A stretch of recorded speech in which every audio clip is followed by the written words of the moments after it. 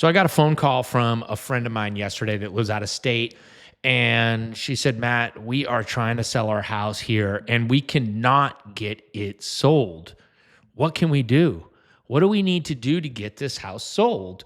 And I got to thinking about it. This is a situation that a lot of you are running into right now in today's housing market. It's just not as strong of a seller's market as it was 3 or 4 years ago.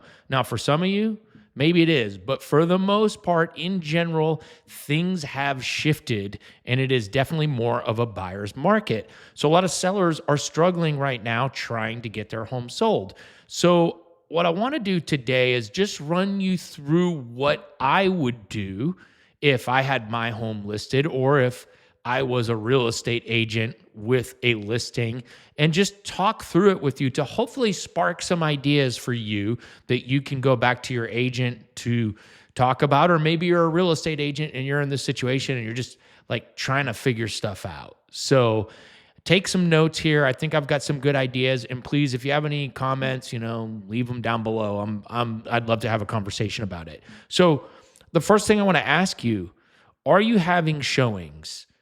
Yes or no? Now, if you're only having one showing every 3 weeks, I would say that's a no. That's not enough showings to get the home sold. If you are having showings on a regular basis, but you're not getting offers, well, that tells me there's something up with your house that people see after they get there. Could be the condition of the house, could be the smell of the house, could be that your furniture is just gross and it's turning people away. It could be the floor plan, could be something outside around the house. Who knows?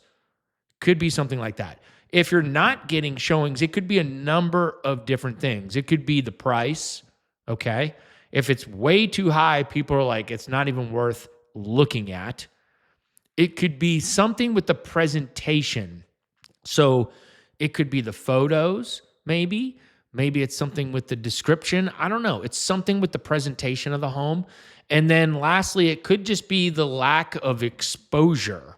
The home's just not getting out to enough people. I will tell you, though, that almost every single MLS is going to share your listing with Zillow and Realtor.com and Redfin and those types of places and Homes.com. So it's going to get broadcast out to the world when it's put into an MLS. So these are things that you need to think about. So let's think about the pictures.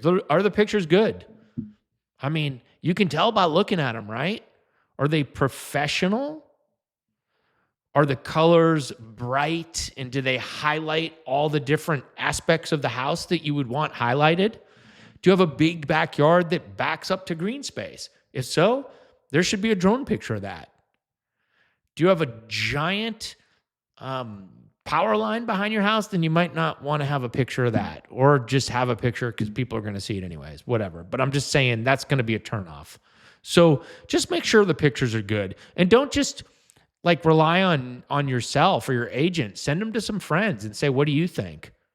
Just try to get some different opinions. It's always good to see what people think. You never know. Maybe it'll spark something. All right. The next thing I would do as an agent, or if I was a homeowner, I would want to know about the competition and the activity that they're having. So this is the homes that are directly in the neighborhood, and then also homes that are similar that are in surrounding neighborhoods. And trust me, as an agent, I have made that call to many different real estate agents saying, hey, just curious, how's your listing in Canterbury doing? Are you getting any activity? Most agents don't care. They're going to talk to you. You kind of say, hey, off the rent, I think that would help tell a pretty good story. I think you could get, if your agent comes back to you and says, look, I talked to 10 different agents and all 10 said no showings. Okay, that's good to know, right? So it's important to know what's going on with the competition. One thing I would ask your agent to do for you, and a lot of agents don't do this, and look, there's been times I didn't do it either. Like, sometimes you don't need to do this, but sometimes I think there's a time and place that you should, and that is give weekly or bi-weekly updates. Now, updates on what? Like, that's the thing. A lot of agents will say, what do you want an update on? There's no showings. There's nothing happening. Well, what's going on in the market? Give me a quick update. Are there any homes in the neighborhood or surrounding area that are similar price point, similar size that went under contract? Have you talked to any other agents about activity? Is there any updates on that? Do you know about any new listings hitting the market that would be competition? Do you know about any big price drops that our competition has had? What kind of marketing has the agent been doing over the last week or two? Was there a couple Facebook posts? Was there a YouTube video? Did they reach out to some agents individually? Which, by the way, I think is a more powerful way than a lot of people realize to get the word out about a home. If you've got a home that you feel like is priced right now really well and is a nice home, you can call 5 of the top producing agents and say, guys, I just need you to keep this on your radar. If you have somebody looking in this price point, this home is amazing. And that can be very effective. So it's just something to think about telling your agent, not telling them, asking them if they will do. So another thing that I think could be beneficial is if your agent does like a walking and talking video through the house, talking about it. I'm not talking about a 30-second reel where there's music and they just introduce the house at the beginning and then that's it. And it's like quick. Those are just like, it makes people feel good, right? And you see it, oh, that was cool. They aren't even really seeing the house. It's just cool because there was music and quick cuts and lots of like quick flashy moves. I'm talking about a boring 15-minute walkthrough video where your agent actually talks and shows things about the house. Those can work really well, especially if your house has some nice things about it to talk about. Do you have a nice backyard? Well, that's really cool. You walk back there as an agent, you just talk about what you're seeing, how you feel when you walk in the backyard, show the different spaces, show the pantry, just whatever. It can be helpful. So I would ask your agent to do something like that. I've had very good luck doing those types of videos in the past, and they can't hurt, right? Another one, I brought this up briefly earlier, that I think a lot of people kind of just brush over and don't think is very important, is the listing description.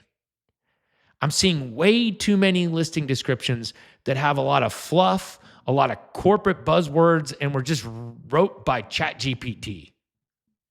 It's just like where they just go around in circles with all these sentences about walking through this tranquil setting.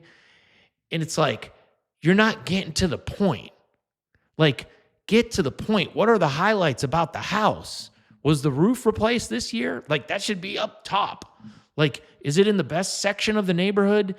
That should be at the top. Is it in a cul-de-sac? Is the lot a half acre and flat? Like, all these things, just list them out. I hate when there's so much fluff and people are trying to be cute with their listing descriptions. It's a waste of time and people don't want to read them. So take the listing description serious.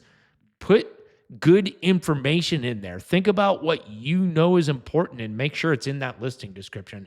I can't tell you. That is so much more important than people realize. All right, this next one's on you. Are you making it too difficult for buyers to see the house? Do you have a 24-hour notice for all showings? Do you have strict hours where you're working from home and people can't see the house? In today's market, if you have a home you want to sell and you're having difficulty selling it, you need to let everybody in whenever they want. I have sold many a home at the very last hour of a Sunday afternoon where we were about to wrap things up, but we decided we really needed to go see one more home that we saw had popped on the market Friday and we weren't sure we were going to like. Next thing I know, my clients love it. We're making an offer and we're under contract. So let people see your house. I just had a listing across the street here in my neighborhood where the buyer came and it was like his last half hour of his last day before he had to run and catch a flight. So his last home, he had like 30 minutes and it ended up being the one that they loved and they bought. It happens all the time. And we were able to get that under contract because my seller was flexible and he got out of the house so they could see it. So be flexible. I think that's really important, and let people see your house. Make it easy. All right. The next thing I want to talk about is staging. There is a reason that home builders and all the top real estate agents stage their homes, because it makes a huge difference. If you have old furniture, if you have worn furniture, dirty furniture, furniture that doesn't fit a space correctly, it can change the feel of the home tremendously. So I really encourage you, if you haven't staged the house, to talk to your agent about it and see if you guys can come to a solution that both of you are okay with to get that home staged and get it sold. There's been times where I split the staging. There's been times where I paid for the staging. There's been times where just my seller paid for it. Like, it's better than the home not selling. I'd rather pay $3,000 out of my pocket, my seller pay $3,000, and we get it sold and we both make a little money than nothing, right? So I encourage you to bring that up. I encourage you to talk to them. I think their concern is probably going to be like fronting the money. Like, what if the home doesn't sell and then I pay you $3,000? They probably don't want to do that. But if the home sells, I don't think most agents would have a problem kicking in a little money for staging. So, okay, I'm going to ask you this. Be honest with yourself. Is your home priced correctly? And I have to tell you, if you're just looking at price per square foot, that is not how you want to do it. Because a home with a steep sloped yard that goes from, I don't know which way I'm going, but left to right, is not going to be the same as a home that's the exact same home on a flat lot. It's just not. So things like the yard, things like the way the house smells, things like how it's staged can all affect the pricing. The backyard, the neighbor's house, that can affect your home's value. I'm telling you, if your neighbor's house is all run down and they have a pit bull barking in the backyard, I'm sorry, that's going to hurt your home's value. So, all right, maybe it's not the right time to sell. Maybe you should think about renting it. These are just different options. I've done that multiple times and it helped get me out of a jam. Renting a home for 2 years and then selling it after can help buy you some time and get you back to where the market's a little bit better. So I would think about that. And then lastly, before I let you go, I would invite your agent to come over and brainstorm some of these things. I realize it's their job, but you guys are in this together.